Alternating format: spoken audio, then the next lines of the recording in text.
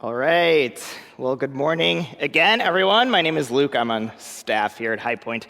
And we are marching on this morning in our Sustaining Unity series, which I'm excited about.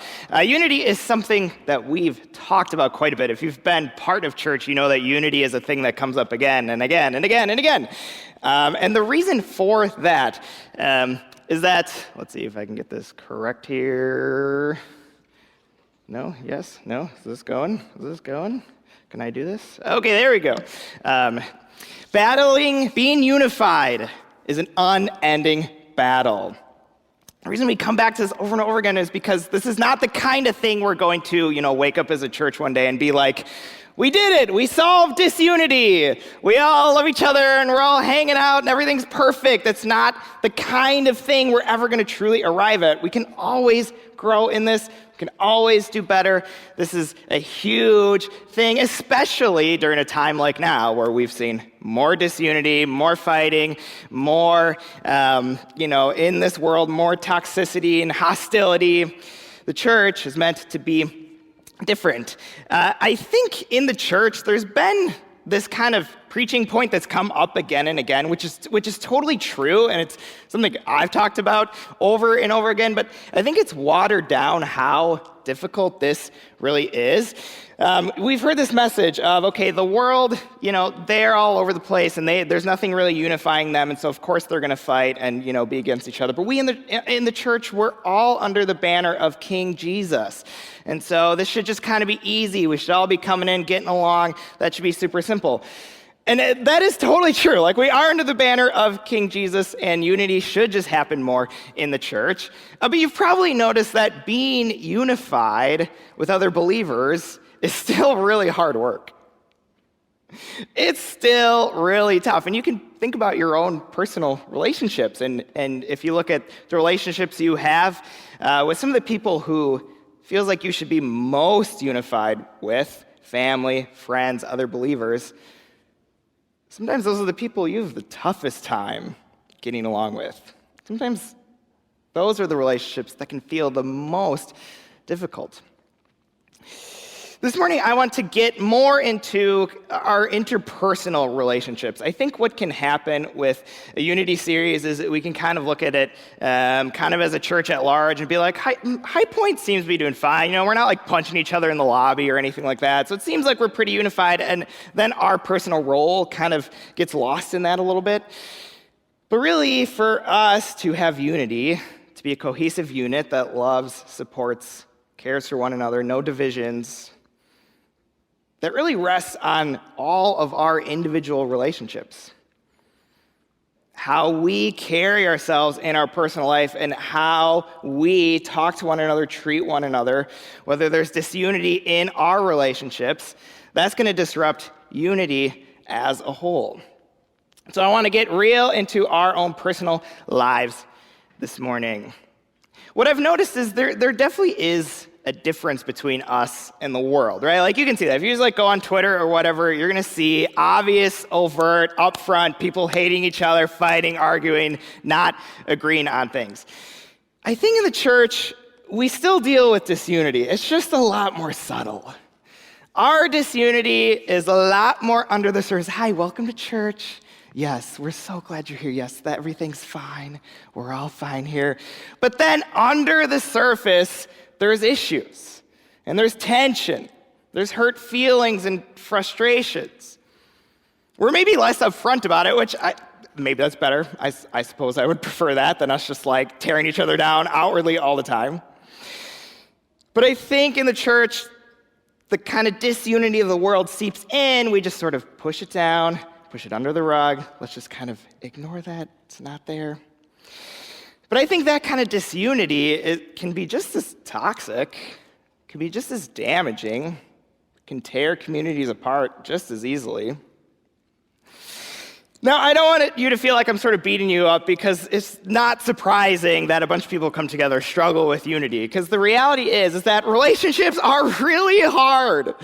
Relationships are difficult. Doing them correctly is really hard. You get a bunch of people together even though we're all believers and like we all follow Jesus, there's still a bunch of different backgrounds, a bunch of different opinions. We got different doctrines.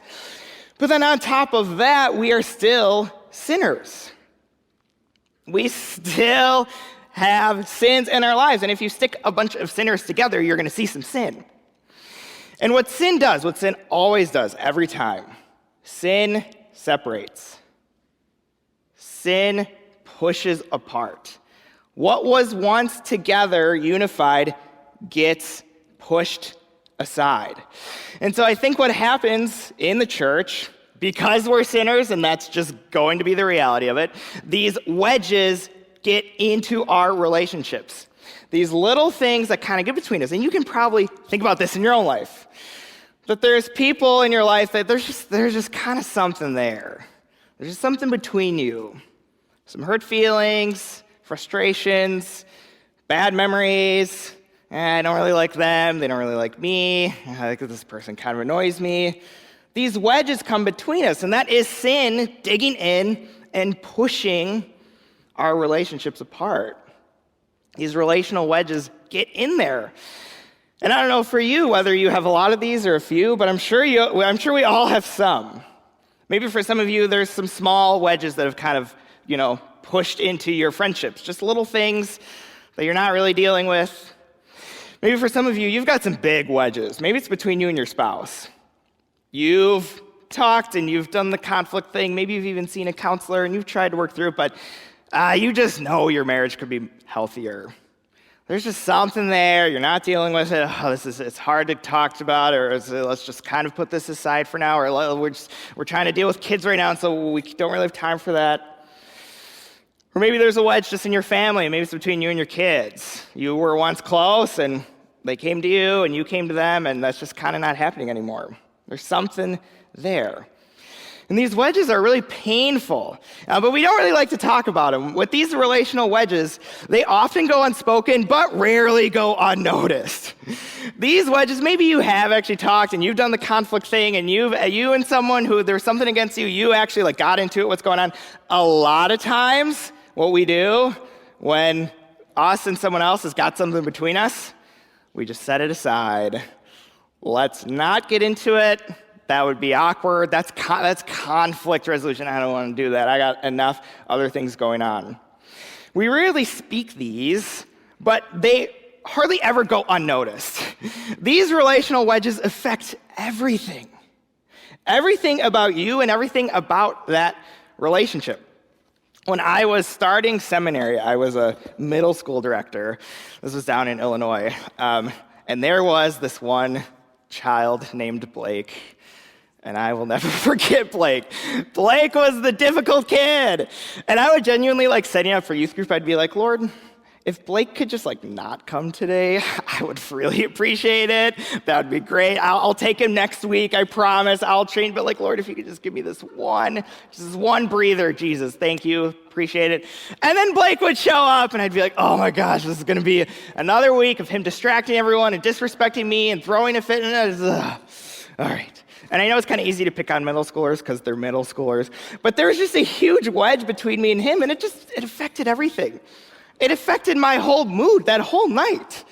And I'm sure I was not always patient, kind, tender-hearted with him, right? This wedge just was very noticed. It was very noticed by me. I spent a lot of time stressed out about it, a lot of time anxious, a lot of time trying to figure it out, a lot of time being frustrated in my head.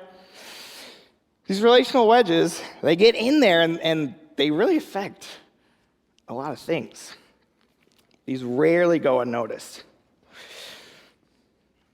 I think what's happened is I think there's a lot of this going on in our relationships. There's a lot of little seeds of disunity, a lot of little bits of issues in our interpersonal relationships. And it waters down, it hurts the peace we have with each other.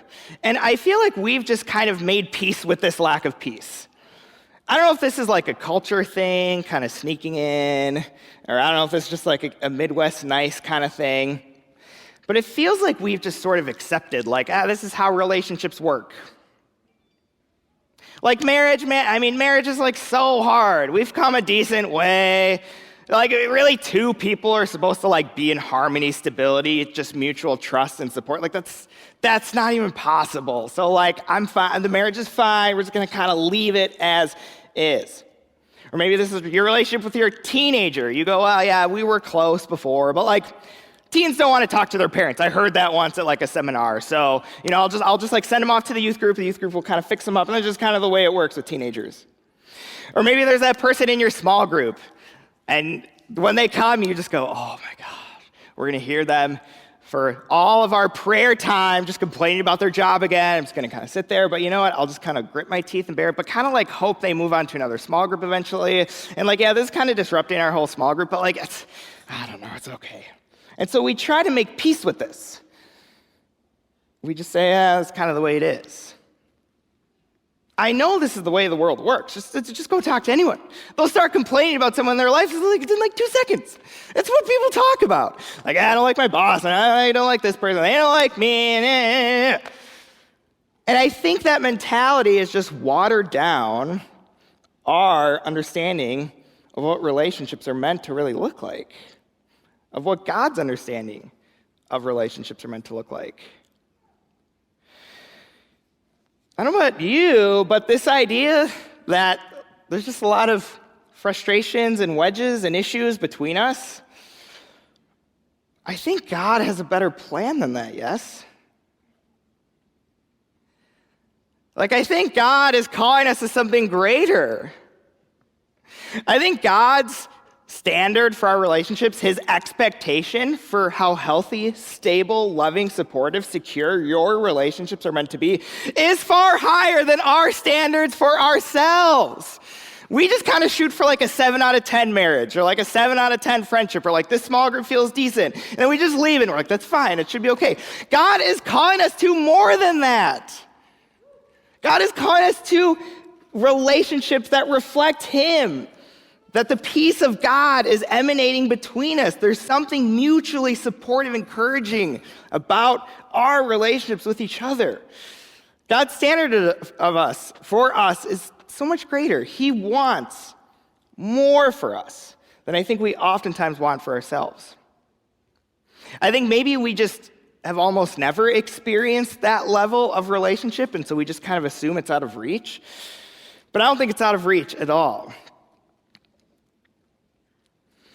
Jesus gave his very famous Sermon on the Mount. This is in Matthew 5 through 7, if you want to go read it. He really lays out his core understanding of salvation and morality, and he does a whole lot of flipping things on their head. It's really great. And he starts out by giving these beatitudes, these lists of blessings, like who are the kind of people God is calling us to be? What do we look like? What are our characteristics? And he says this here, in Matthew 5:9, blessed are the peacemakers, for they shall be called children of God. Blessed are the peacemakers. What's going on here theologically is that God once was in perfect peace with us as humans. The Old Testament calls it shalom. Shalom has more than just sort of lack of conflict. It's really this very rich word that means like complete or healthy or stable, secure, tranquil. And God had that with us, but then our sin came, and sin does what it does, and it separated. It separated us from God. And so shalom was lost. And so the whole rest of the scripture is, what do we do about this shalom that's been lost, this peace between us and God that was gone? And so Jesus came. Jesus was the Messiah, who people expected would sort of be like this war leader guy who would kind of conquer the Romans. And he came and did something completely opposite. He came bringing peace. And Jesus' whole mission was to restore peace between us and God, to fix that. So that you now, right now, all of you, can go to the Lord and say, Jesus, I repent of my sins and I trust in you, and you can have peace with God. No more, fear, anxiety, no more lack of trust. It's all gone. The barrier has been torn between us and him, and our relationship is restored. And what's so cool about God is that he doesn't just stop there. He doesn't just want to make peace with us. He actually gives us the ability to create that peace with each other, to bring reconciliation and restoration into our relationships, to actually create the kind of shalom God created with us, we get to create with each other. And God says this is so close to his heart. Like, if you do this, you're his child. Like, this is so close to who he is, then it's like you are his son, you are his daughter. And so let me just phrase the main point for you this way. People at peace with God make peace with one another. You being at peace with God, if that's you, you are called to be a peacemaker. This is a package deal. This is not, okay, I'll have peace with God, sweet, that's great, I love that, and then not pursue creating peace, shalom, with each other. It doesn't work like that. Two sides of the same coin. Can't get away without doing the second one if you want the first one. People at peace with God, what they do is they make peace with each other. These relational wedges that get in between us, caused by sin, disrupt this shalom. And so what peacemakers do, they go in and they uproot these. And they dig them out. And they do the hard work of addressing them and getting in there and sorting out what's going on and restoring a relationship that was once broken. My question then for you this morning is, are you a peacemaker? Are you doing this? Or maybe more helpfully, how can you grow in this? My immediate reaction, anytime I've read this verse, is like, of course I'm a peacemaker. I'm a nice guy. Come on, I totally do this. But the more I've thought about this, the more I think I need to grow in this. And I wonder if the more you thought about this, the more you would realize you need to grow in this as well.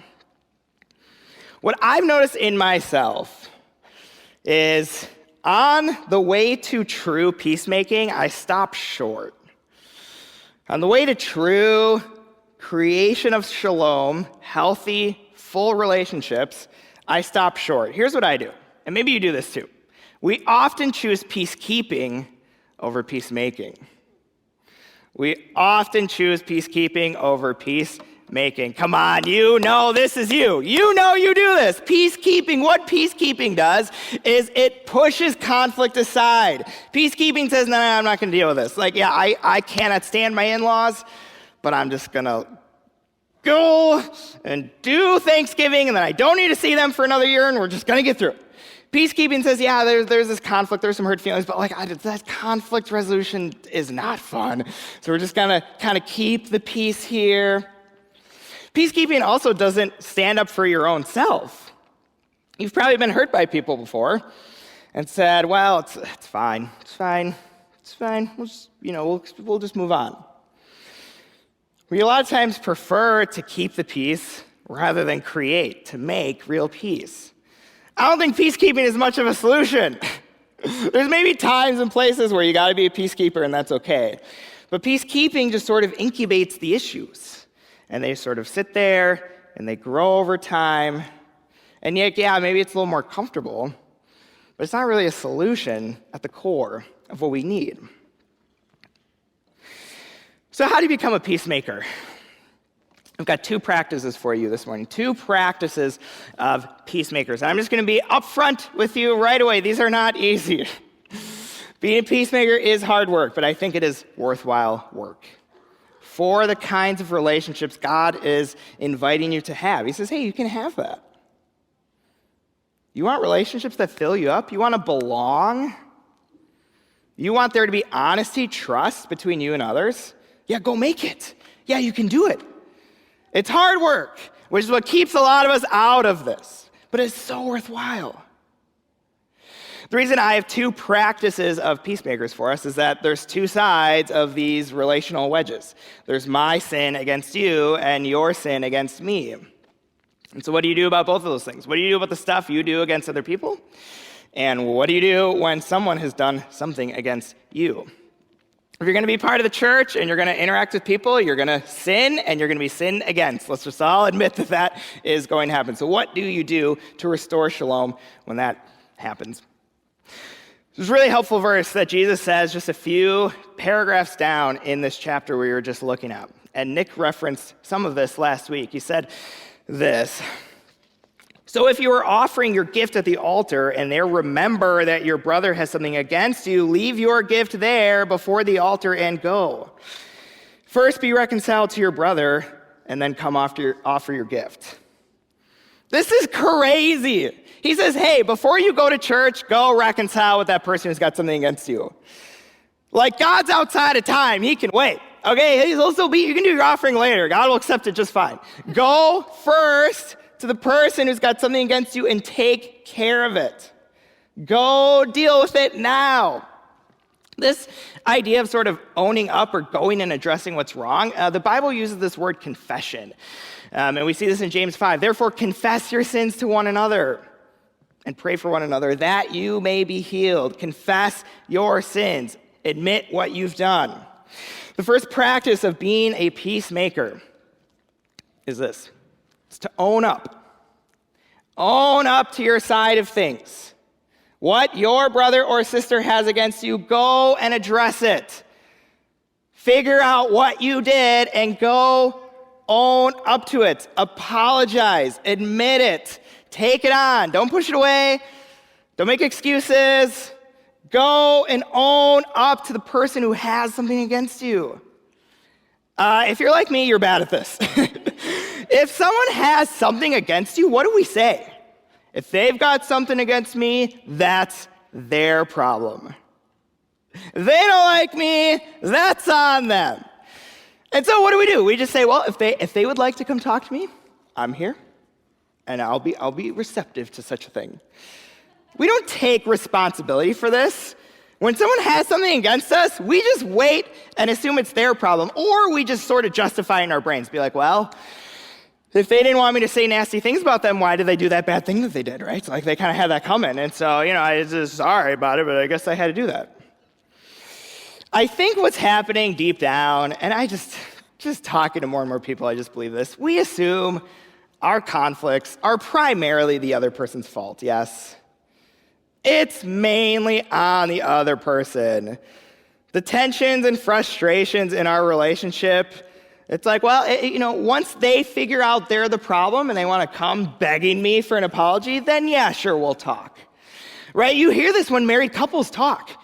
Like, oh, if he just did this, if she just stopped doing that, we'd be fine.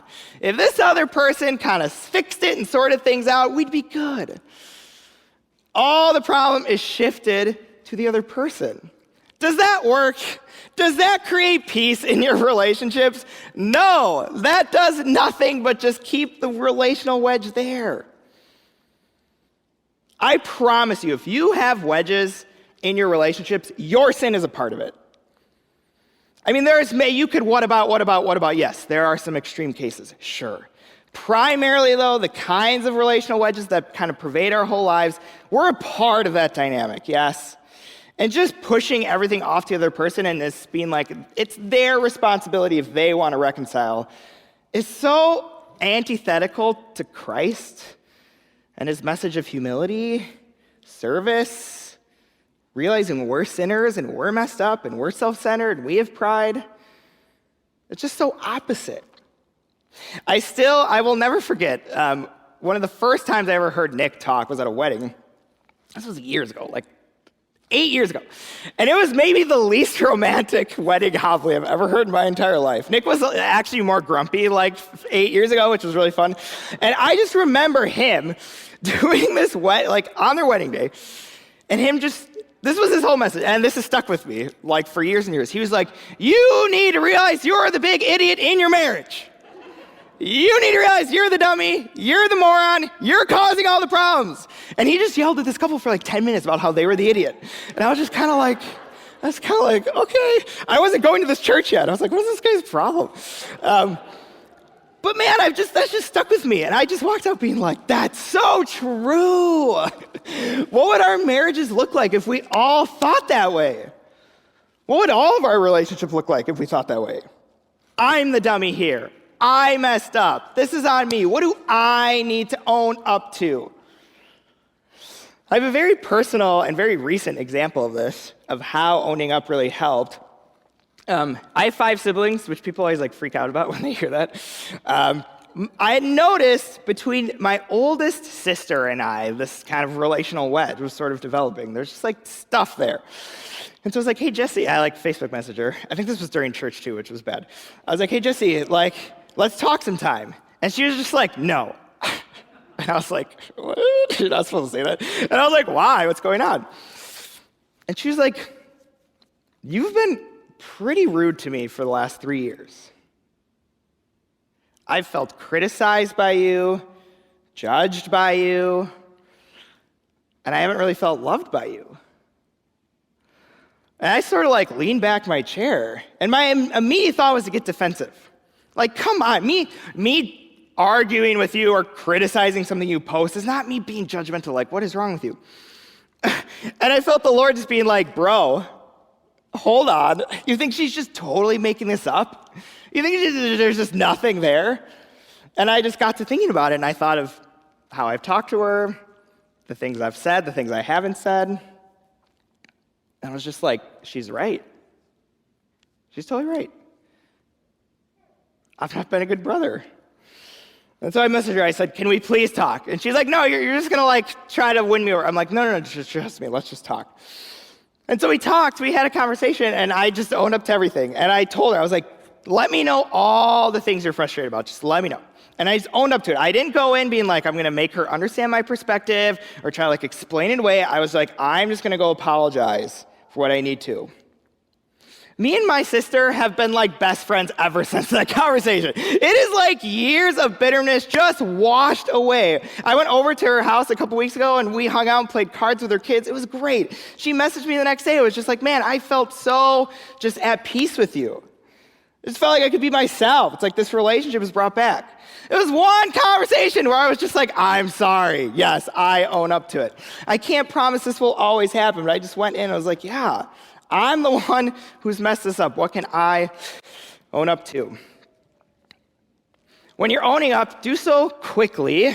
Okay, that's in the passage. Don't let the sun go down in your anger. If you've hurt someone, go and address it, and completely. Just be honest about it. A lot of times we come into an apology, and our main goal is to kind of explain the situation or make excuses. Don't do that. There's a time for some explaining, but first and foremost, just own up. I'm sorry, I have wronged you. Own up completely and quickly. This is the first practice of being a peacemaker. When you've done something against someone else, own up. What about the flip side? If someone has done something against you, maybe you're a little more ready for this one, oh, this will be good. This isn't any easier. This is just as hard, but still just as important. There's a really famous interaction between Jesus and one of his disciples, Peter. This is in Matthew 18. Peter, by this point, has had 18 chapters to figure Jesus out a little bit. So he's getting smart. He's kind of knowing. And so he kind of tries to ask a question that makes him look like he's figuring things out a little bit. He knows Jesus is all about forgiveness. He knows this already. That when someone's done something against me, forgiveness is kind of going to be a part of it. So Peter goes to Jesus, and he says, Lord, how many times should I forgive my brother or sister who sins against me? Up to 7 times. 7 is a nice biblical number. It means complete. So Peter's doing a very, very good job. And Jesus kind of smacks him down, and he responds this way. He says, I tell you, not 7 times, but 77 times. Jesus ups the ante. He says, how much you should be forgiving someone who wrongs you is over and over and over and over.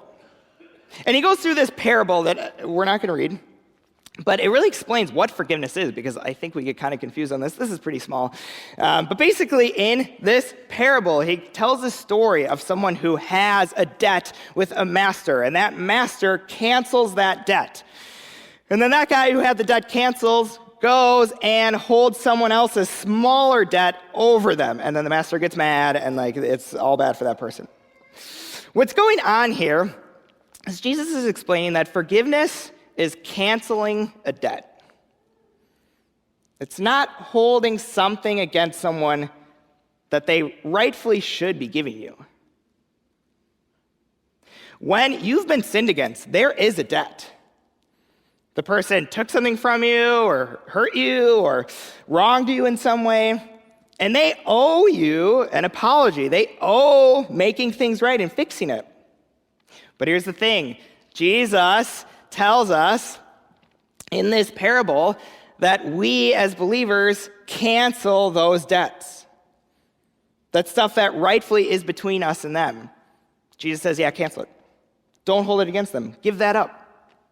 The reason for that is that Jesus went to the cross, and Jesus went to the cross to forgive your debt with God. You had a debt to God, Jesus canceled it. But Jesus also canceled the debt of the sin done against you. Jesus also took care of that. And so unforgiveness is really counterproductive. Unforgiveness in our hearts is dishing out punishment on someone when that punishment has already been dished out. There's no need for it. Let it go. Give it up. So that's our second practice of being a peacemaker when someone sins against us. Give it up. Give it up. Don't hold bitterness, resentment toward them. Forgive them. Don't keep unforgiveness stewing in your heart. Doesn't matter how bad it was. Doesn't matter how many times they've done this. Give it up. The debt that they owe you, let that go. This is really hard for us. Forgiveness is incredibly difficult. Now, a couple clarifications here. Forgiveness doesn't mean what was done to you is okay. Forgiveness doesn't mean that God isn't frustrated or sad on your behalf. It doesn't mean that you don't need to be sad or upset about what happened. Forgiveness doesn't mean trust. It doesn't mean, hey, we're best friends now. All forgiveness is saying, I'm going to leave the judgment to the Lord. I'm going to give it up. God will deal with this. How God is going to deal with it, I'm going to give that up. I'm going to stop holding on to that. Unforgiveness, really, it benefits first and foremost you. Forgiveness first and foremost benefits you. Getting rid of unforgiveness benefits you. Unforgiveness is just a poison. It consumes us and corrodes us. It destroys us. Forgiveness is holding on to this frustration, this bitterness, this resentment. Oh, I can't believe you did that. Oh, I'm going to remember that. Oh, you did this thing to me. I'm not going to let you forget it. And forgiveness creates this constant sort of burden on our shoulders. I don't know if you've ever won shower arguments with someone over and over again. You know what I'm saying? Yeah, that's unforgiveness. I do that too. We just let these things run in our minds, and it's doing nothing to that other person. It's just affecting us. It's just a poison that we just sort of keep taking, hoping it does something to the other person. I'm really convinced that unforgiveness is just at the core of so many problems. Unforgiveness cuts off spiritual growth. When two Christians just can't reconcile, I am convinced there's unforgiveness there. There's just got to be. Because forgiveness, what it does is it brings freedom. Forgiveness is letting go. It's giving that up. Giving up this weight of dishing out judgment and punishment on the other person, just giving up to the Lord. It's freedom. So I can be free. I don't got to let this person run around in my head anymore. I don't got to bear this frustration. And forgiveness pulls up these relational wedges. If there's unforgiveness between two people, well, unforgiveness belittles people. Unforgiveness is critical. Unforgiveness hopes the other person fails. Unforgiveness brings up what they did and weaponizes it against them. Unforgiveness goes and gossips about it with someone else. Unforgiveness keeps these relational wedges firmly intact. So if we're going to pull those up and be peacemakers, we've got to forgive. We got to give it up. Just a couple of helpful tips here. I'm way over time. Just a couple ways, because this is still really difficult, right? Forgiving is hard. And maybe you've really been hurt by people, and if you would share your story, we would all be like, oh, it sounds so hard. And a lot of you have been through serious hurt. So if you're trying to figure out, how do I really forgive people? A couple things. One is lean on the Lord. Lean on the Lord. This is something only God can do through you. You are incapable in your heart of doing this. The reason you can forgive is because God has forgiven you. You've had your debt taken care of. So this is something you got to go to the Lord and say, Lord, I need your help with this. Remember the gospel. Remember what Jesus has done for you. Lean on the Lord in this process. Find the facts. Find the facts. I found this to be incredibly helpful. A lot of times, the reason unforgiveness just sort of builds in our hearts is because we are getting frustrated at our own version of the story. We're getting agitated at our own side of things. It can be very helpful to sort of step outside the situation and analyze what's really going on. Like, what's happening in the life of that other person? You remember Blake from earlier. Well, I had this relational wedge with Blake, and I was just like, I can't hate a child in my youth group, but like, this is not okay. And so I was like, I gotta get to know this person and figure out what's going on. And I started to just talk with Blake more and hang out with him. It turns out he had all kinds of stuff going on. All kinds of terrible stuff. And it's like, and I know this too, as like the youth guy, it's like, yeah, the most frustrating kids are the most troubled. Like, it's just a fact. And so I was able to empathize so much more with him when I really figured out what was going on. And it really helped me to truly forgive and make peace with Blake being a part of my youth group. Find the facts. And then finally, recognize the reverse. It can be really helpful when you're struggling to forgive someone. Think about, like, turn the tables. How do you want to be treated by others? Do you want people to hold your sin against you? Bring up your failures? Be suspicious of you? Yeah, I remember when you did that thing. Hey, you were the guy who said that, right? When you flip things, you go, oh yeah, I really hope people have grace on me. I really hope my sins and my mistakes don't define the rest of my life. I hope people cancel my debt. Flipping things and recognizing the reverse can be incredibly life-giving. For me, the people who I most struggle with unforgiveness toward are authority figures. Leaders in the church. I don't know if this is just based off my background or whatever, but I can feel really burned or frustrated by leaders in the church. And maybe that's a lot of you. And that's a really easy sort of suspicion to keep confirming over and over again. Like, if you're suspicious that like the leadership like doesn't really care about you or they don't really know what they're doing, that's a really easy thing to kind of convince yourself over time. And I've just noticed pocket of unforgiveness in my heart growing. And it's been incredibly helpful for me to say, well, how do I want people to treat me when I'm in leadership? Do I want to be defined by mistakes? Do I want people automatically suspicious of me? Do I want people to be like, oh, Luke doesn't really care? No, of course not. I want people to respect me. I just know I'm going to like lead a church one day and there's going to be some dumb kid fresh out of seminary coming in and being like, I can do this better than you. And I'm going to want to slap him in the face. It's like, okay, me being that guy right now is helping no one. Like, how do I want to be treated when I'm in that position? Recognize the reverse. This is really hard stuff, right? Like, the stuff I've done against you, I got to own up to it. The stuff you've done against me, I got to give it up. I got to forgive. This might feel really humbling and really difficult, realizing you're the issue. But this is also really, really good news. Because if your relational health is based off everyone else getting their act together, you have no way of moving forward. There's nothing you can do. You can't change other people. You can't fix how they think or what they believe. You can change yourself. You can fix who you are. You can work on your own actions.